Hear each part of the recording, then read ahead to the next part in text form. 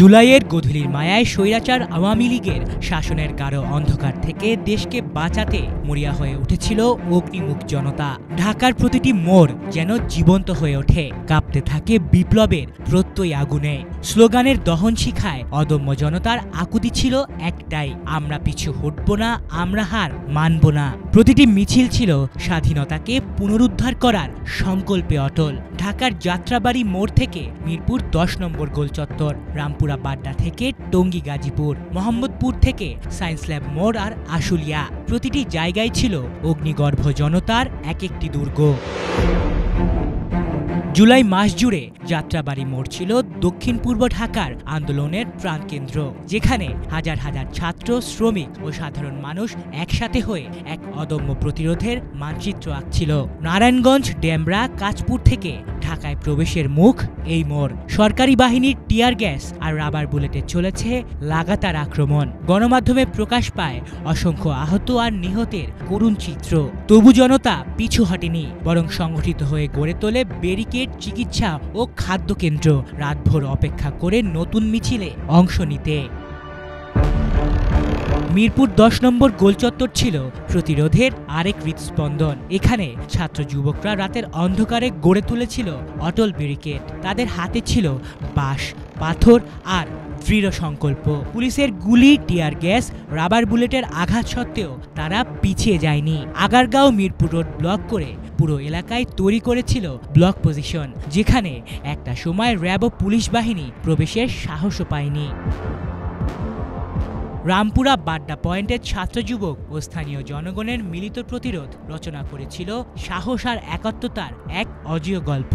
পুলিশি অত্যাচার ও নির্যাতন সত্ত্বেও তারা থেমে যাননি। বহুবার অভিযান চালিয়ে নিরস্ত্র জনতাকে নির্মমভাবে পেটানো, গ্রেফতার ও গুম করার ঘটনাও ঘটে এই এলাকায়। তবু এই স্থান থেকেই ছড়িয়ে পড়েছিল বিপ্লবের আলোকিত বার্তা। টঙ্গী গাজীপুর শিল্পাঞ্চলে শ্রমিক ও ছাত্রদের ঐক্যের দৃঢ়তা ছিল নজর কাড়া। গার্মেন্টস শিল্পে ধর্মঘট, সড়ক অবরোধ ও মহামিছিলের মাধ্যমে তারা অনেক এলাকা অচল করে দিয়েছিল। সরকারি বাহিনী সাজু আজানো টিয়ার গ্যাসের সহায়তায় দমন চেষ্টায় নেমেছিল, কিন্তু হাজার হাজার শ্রমিক ও ছাত্রের ঐক্য অক্ষুণ্ণ ছিল।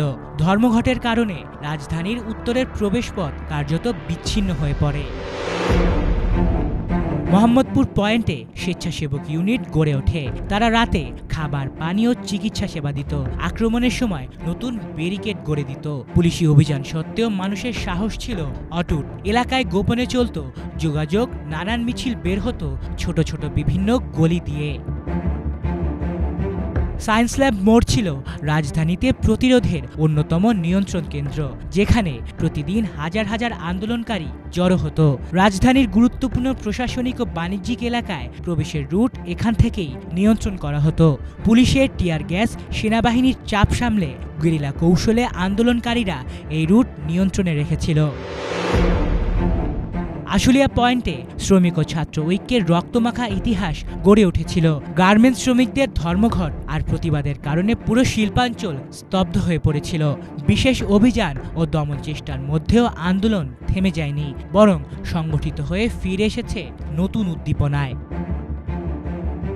এইসব পয়েন্টের প্রতিটি রক্তাক্ত স্মৃতি আজও ঢাকার হৃদয়ে বেঁচে আছে। একটি গণতান্ত্রিক বাংলাদেশের স্বপ্ন আর জনতার অদম্য প্রত্যয়ের গল্প বলছে। এখানে লুকিয়ে আছে ইতিহাসে সেই ঝিকমিক করা দিনগুলো, যখন জনতা বলেছিল আমরা বাঁচব, লড়ব আর শেষ পর্যন্ত জয়ী হবই। এই শহরের প্রতিটি মোড়, প্রতিটি রাস্তা ছিল সেই প্রতিজ্ঞা সাক্ষী। বিপ্লব থেমে থাকে না, থেমে থাকা মানে মরে যাওয়া। আলিফ চৌধুরী, বাংলা ভিশন।